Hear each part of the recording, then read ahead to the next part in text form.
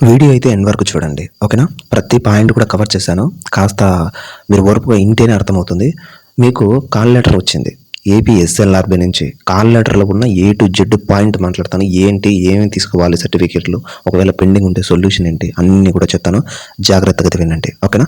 First ఏంటంటే AP ఎస్ఎల్ఆర్‌బీ నుంచి 2022కి సంబంధించిన నోటిఫికేషన్‌కి ఒక కాల్ లెటర్ అయితే వచ్చింది. అయితే దానిలో భాగంగా ఏమేమి పాయింట్లు ఉన్నాయి అంటే first call letter for physical measurement test, physical efficiency test. మనకి పిఎంటీ అండ్ పీఈటీ అనే రెండు ఉంటాయి. ఓకేనా? తెలియని వాళ్ళు జాగ్రత్తగా వినండి. పిఎంటీ అయిపోయిన తర్వాత పీఈటీ ఉంటుంది. ఓకే, ఎనీహౌ డేట్ అయితే ఉంటుంది. మనకి ఎగ్జామ్ రోజు సెంటర్ ఏ రోజు పడిందని డేట్ అయితే ఉంటుంది. మళ్ళీ మనకి సెంటర్ ఉంటుంది. అక్కడ సెంటర్ తర్వాత దాని డిస్టిక్ అవి కూడా ఇచ్చింటారు. ఇవేమైనా తప్పు వచ్చాయేమో ఒకసారి చూసుకోండి. డేట్ అయితే అమ్మాయిలకి ఒక రోజంతా పెట్టడం జరుగుతుంది. ఓకేనా? అది ఒక్కొక్క జిల్లాలో ఒక్కొక్క విధంగా ఉంటుంది. ప్రతి జిల్లాలో ఒక్కసారని కాదు. అమ్మాయిలకి ఒక్కటే రోజు పెడతారు, అది మధ్యలో పెడతారు, లాస్ట్లో పెడతారు, ఒక డేట్ అయితే ఇచ్చింటారు. ఆ డేట్లో మీద ఏమైనా మిక్స్ అయిందా, బై మిస్టేక్ ఏమైనా ఇచ్చారా, అది ఒకసారి అయితే చూసుకోండి. అమ్మాయిలకు వాళ్ళకు ఒక డేట్ అయితే ఇవ్వడం జరుగుతుంది. Next name of the candidate దగ్గర మీకు ప్రిలిమ్స్లో రాసిన ఎగ్జామ్లో ఉన్న సేమ్ పేరు ఉందా లేదా, ఫుల్ నేమ్ అండి, మీ ఇంటి పేరుతో సహా ఉంటుంది. అది కరెక్ట్గా ఉందా లేదా, ఏమన్నా వర్డ్ ఏమన్నా తేడా వచ్చిందా, ఒక వర్డ్ తేడా వచ్చినా కూడా చూసుకోండి. మీకు మీ ఫాదర్ ఎవరైతే ఉంటారో లేదు ఎవరి పేరు ఇచ్చింటారో ఆ పేరు అనేది కరెక్ట్గా గార్డియన్ పేరు ఉందా లేదా అదైతే చెక్ చేసుకోండి. నెక్స్ట్ జెండర్ చూసుకోండి, కమ్యూనిటీ చూసుకోండి, కమ్యూనిటీ పక్కా చూసుకోండి. బీసీబీ అయితే బీసీసీ వచ్చిందా, బీసీడీ వచ్చిందా, బీసీఎఫ్ వచ్చిందా అది కూడా చూసుకోండి. నెక్స్ట్ దాని తర్వాత పీవైటీ మార్క్స్. పీవైటీ అంటే చాలామందికి తెలియలేదు, ఫిజికల్ రిటర్న్ ఎగ్జామ్ అని అనుకుంటారు. కాదు, ప్రిలిమినరీ రిటర్న్ ఎగ్జామ్. సో మనం ఏదైతే ప్రిలిమ్స్ రాసింటామో ఆ ప్రిలిమ్స్ మార్క్స్ అనేవి అక్కడ ఇచ్చింటాడు. అవి ఒకవేళ తప్పు ఉన్నా ఏమన్నా పర్లేదు, అదొకసారి అయితే చూసుకోండి.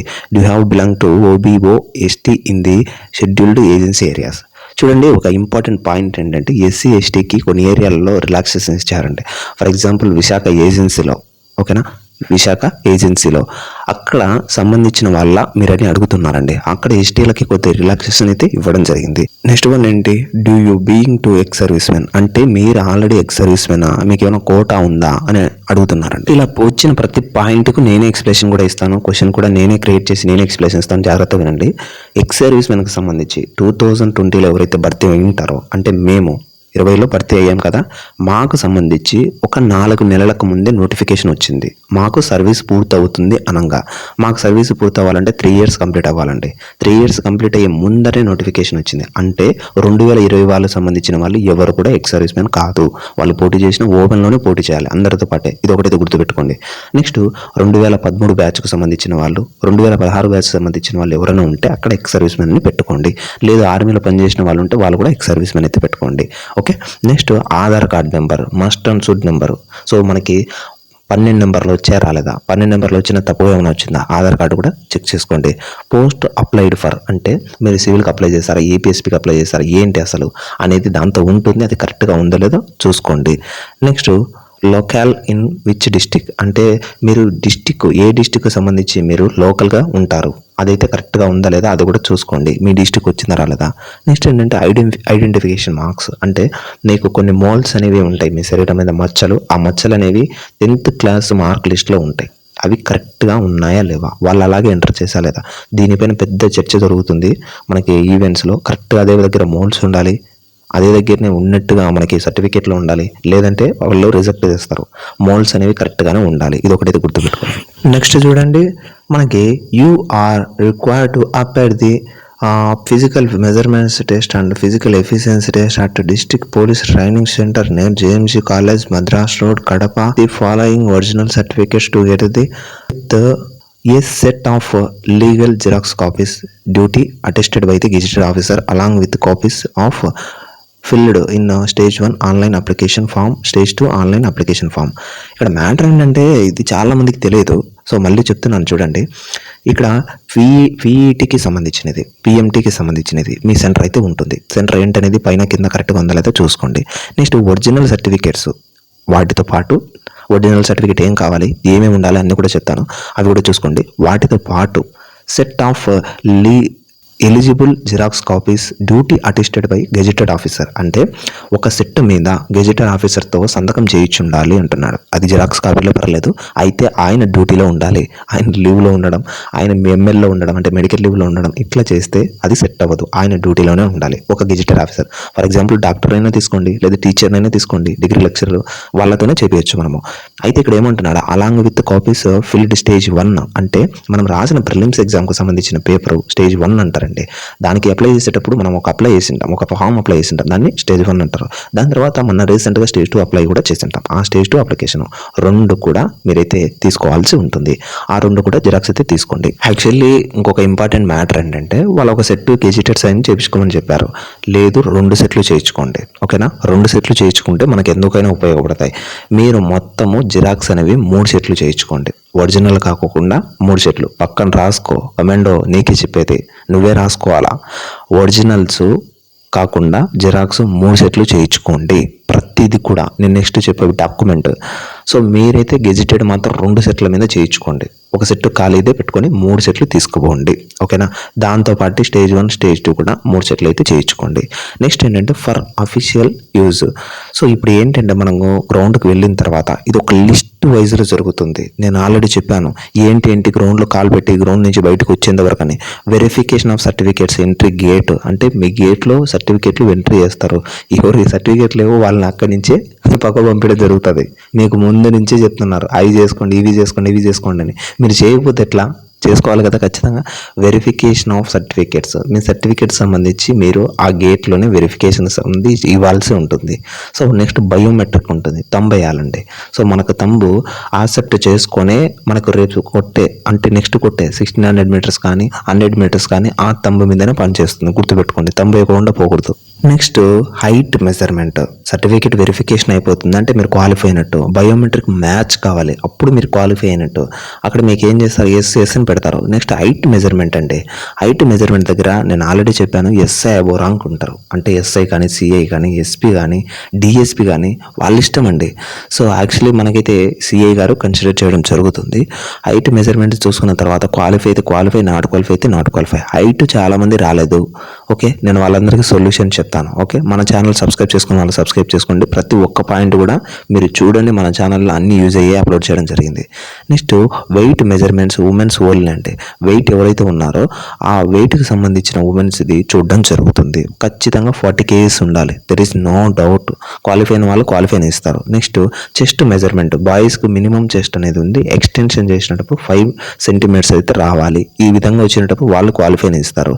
నెక్స్ట్ 1600 మీటర్కి సంబంధించి అంటే మీకు పీఈటీ, ఓకేనా. పీఈటీకి అలౌ చేస్తారు. పిఎంటీ మెజర్మెంట్ అయితే అయిపోయింది పిఎంటీ. నెక్స్ట్ పీఈటీకి అంటే ఎఫిషియన్సీ టెస్ట్గా మీ సామర్థ్యం ఏంటి, 16లో 100 లాంగ్ జంప్ అని అలౌ చేస్తారు. 1600 క్వాలిఫై అయిన వాళ్ళు క్వాలిఫై చేస్తారు, 100 మీటర్స్ క్వాలిఫై అయిన వాళ్ళు క్వాలిఫై చేస్తారు, అలాగే లాంగ్ జంప్ సంబంధించి క్వాలిఫై అయిన వాళ్ళు క్వాలిఫై చేస్తారు. ఇక్కడ మ్యాటర్ ఏంటంటే 1600 క్వాలిఫై అయిన తర్వాత 100 క్వాలిఫై కాకపోతే అక్కడ నాట్ క్వాలిఫై వేస్తారు, కానీ మీరు లాంగ్ జంప్కు వెళ్ళొచ్చు, ఓకే.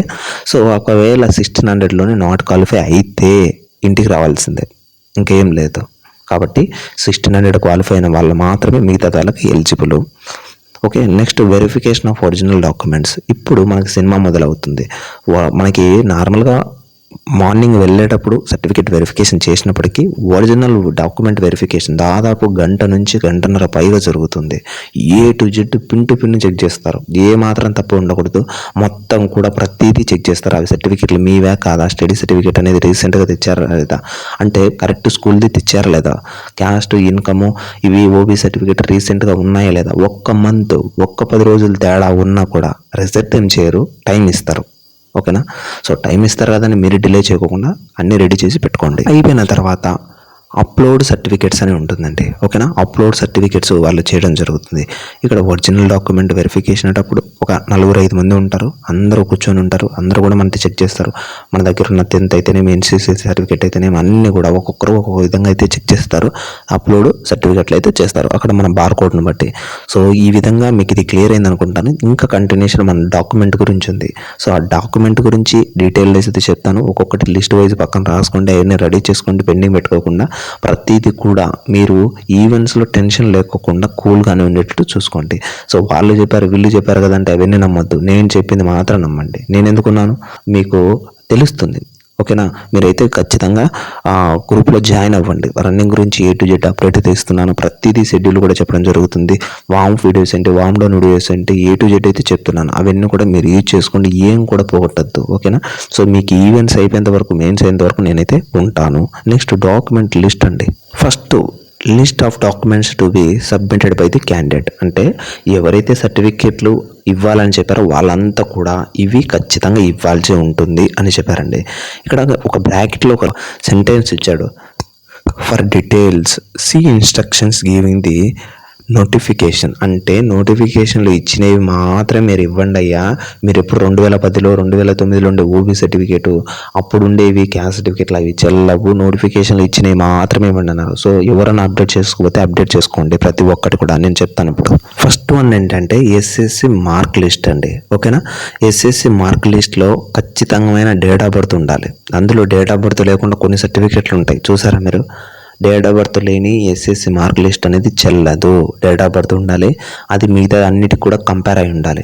ఆధార్లో తర్వాత మనకి ఎస్ఎస్సికి సంబంధించిన దాంతో రెండింటికి కంపేర్ అయి ఉండాలి.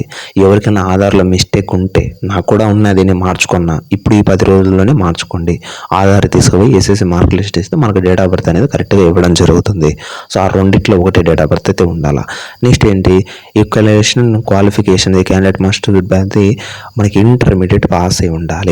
ఇంటర్మీడియట్ పాస్ అయ్యాము, మాకు ఏజ్ ఉందా లేదా అని చాలామంది అడుగుతున్నారు. వాళ్ళందరూ క్లియర్ కట్గా అయితే చెప్తున్నాను. మీరు ఇంటర్ 2022 జూలై 1వ తేదీ కంటే ముందు పాస్ అయి ఉండాలా, వాళ్ళంతా కూడా క్వాలిఫై. ఇంకా మీరు డేట్ ఆఫ్ బర్త్ మీ అన్నీ ఆలోచించాల్సిన అవసరం లేదు. అంటే పెద్ద ఏజ్ ఉన్నట్టు కాకుండా నేను ఉన్నది మినిమం ఏజ్ ఉండే వాళ్ళ సంగతి మాట్లాడుతున్నాను. సో మ్యాక్సిమం ఏజ్ ఉన్న వాళ్ళు చూసుకోవాల్సిందే. మినిమం ఏజ్ ఉన్న డౌట్ ఉంటుంది, మేము 17.5 ఉన్నాం, 18 ఉన్నాం డౌట్ ఉంది అంటారు కదా, వాళ్ళు 2022 జూలై 1 కల్లా పాస్ ఉండాలి. వాళ్ళందరూ కూడా qualify with inter mark list కూడా తీసుకువెళ్ళాలి. ఓకేనా, so in case of candidate belong to the SC and ST July 1st, 2022 he and she must have passed SSC or equivalent examination required. The state government should intermediate and period the intermediate examination first and second. అంటే ఇక్కడ ఏంటంటే చూడండి, మనకు ఏపీలో ఉన్న అతిపెద్ద benefit SC candidates ఏంటంటే, మొత్తం ఇంటర్లో ఒకవేళ పాస్ అయినా ఫెయిల్ అయినా వాళ్ళను తీసుకోవడం జరుగుతుంది. మిగతా ఏ క్యాస్ట్ వాళ్ళకి ఆ బెనిఫిట్ అయితే లేదు. 10th పాస్ అయిపోయి ఇంటర్ ఫెయిల్ అయినా వాళ్ళనైతే తీసుకోవడం జరుగుతుంది. అది ఆ మొత్తం చర్య కూడా 2022 జూలై 1కి జరిగి ఉండాలి. ఆ ప్రాసెస్ అంతా కూడా వాళ్ళు ఫెయిల్ కావడము, పాస్ కావడము, వీళ్ళు కూడా క్వాలిఫై అని స్పెసిఫిక్గా ఇచ్చారు. Okay, the candidate belong to SC and ST who did pass the intermediate equivalent examination but SSC equivalent settled intermediate and applied the intermediate examination must submit the memorandum marks both the first and second year. So ఎవరైతే SCC pass అయిపోయి ఇంటర్మీడియట్కి సంబంధించిన SC ST వాళ్ళు ఉన్నారో, వాళ్ళు ఒకవేళ pass కాకపోతే దానికి సంబంధించిన సర్టిఫికేట్ కూడా అప్లోడ్ చేయాలి. అంటే వాళ్ళు ఫెయిల్ అయి ఉంటారు కదా, వాళ్ళకి సబ్జెక్టులు అయినా పోయి ఉంటాయి, దానికి సంబంధించిన చిన్న మార్క్ లిస్ట్ అంటారు దాన్ని, అది కూడా అప్లోడ్ చేయాలి. అది కూడా పోగొట్టడానికి అయితే లేదు. ఓకేనా, అక్కడికి 3rd పాయింట్స్ అయితే కంప్లీట్ అయిపోయి. Next 4th point, A candidate belong to the open category OC who which claim consider the age and reservations respect the EWS category. So submitted said certificate issued by the authority specified para number 11 in the నోటిఫికేషన్లో 11th పేరా ఉంది, అది EWS స్కోర్లో వర్తిస్తుంది. దాని ప్రకారంగా ఇంత minimum అది 8 లక్షల 9 లక్షల ఎవరైతే వర్తిస్తారో వాళ్ళు EWS సర్టిఫికేట్ ఇవ్వాలి, ఖచ్చితంగా వాళ్ళు కూడా అప్లోడ్ చేయాలని చెప్తారు. సో OC వాళ్ళు EWS ఇవ్వాలి ఇవ్వకూడదని చాలా మంది నన్ను డౌట్ అడిగారు. ఇప్పుడు క్లియర్ అయింది అనుకుంటాను. మీరైతే EWS సర్టిఫికేట్ ఇవ్వాల్సిందే. వీడియో లెంత్ అవుతుందని దీనికి పార్ట్ 2 కంటిన్యూషన్ చేశాను. సో పార్ట్ 2 వీడియో కూడా చూడండి డీటెయిల్గా, దాంతో OB సర్టిఫికేట్ గురించి, దాని తర్వాత ఇంకా మీరు ఫర్దర్గా తీసుకోవాల్సిన NCC సర్టిఫికేట్, స్పోర్ట్స్ సర్టిఫికేట్లు అన్నిటి గురించి చెప్పడం జరిగింది. సో పార్ట్ 2 అయితే కంప్లీట్గా చూడండి, మీకు అర్థమవుతుంది.